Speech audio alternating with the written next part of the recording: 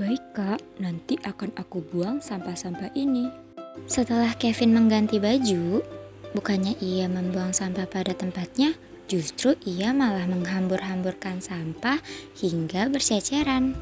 Hal ini tidak boleh dilakukan ya anak-anak, karena dapat menyebabkan pencemaran lingkungan baik di lautan maupun di daratan seperti gambar berikut. Sampah yang berserakan seperti ini juga dapat merusak ekosistem daratan. Mengapa sih sampah kok bisa merusak ekosistem daratan? Seperti pada tayangan berikut, kambing dan sapi yang seharusnya memakan rumput, malah ia memakan sampah. Hal ini disebabkan karena ulah manusia yang tidak bertanggung jawab. Selain itu, hal ini juga dapat mengganggu kesehatan hewan maupun manusia itu sendiri. Jadi, stop buang sampah sembarangan dan kurangi sampah pada diri kita ya teman-teman.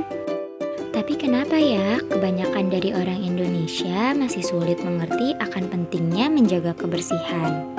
Nah, ada beberapa faktor yang menjadi penyebab mengapa orang Indonesia masih sulit mengerti akan pentingnya kebersihan.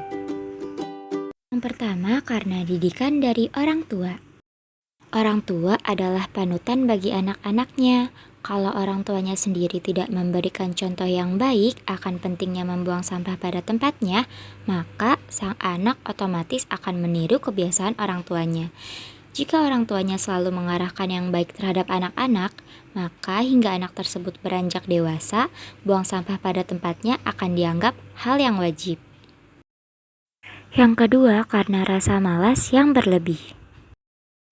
Rasa malas timbul akibat diri sendiri. Apabila kita melihat ada sampah yang berceceran, maka segeralah kita membuangnya ke dalam tempat sampah. Jangan malah ikut-ikutan membuang sampah sembarangan. Yang ketiga, karena merasa bukan tugasnya untuk membuang sampah. Seringkali kita dengar kata-kata seperti ini.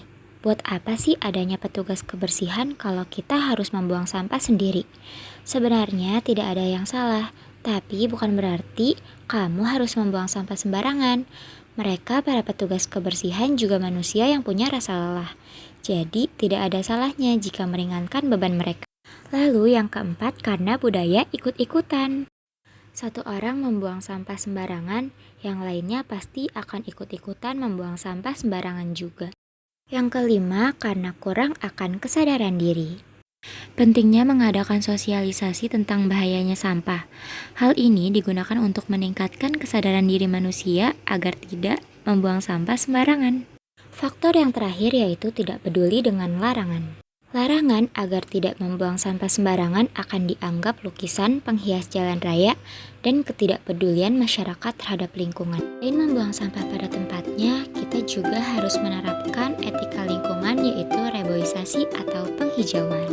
Reboisasi berguna untuk meningkatkan kualitas hidup manusia dengan menyerap polusi dan debu dari udara, membangun kembali habitat alam dan ekosistem daratan.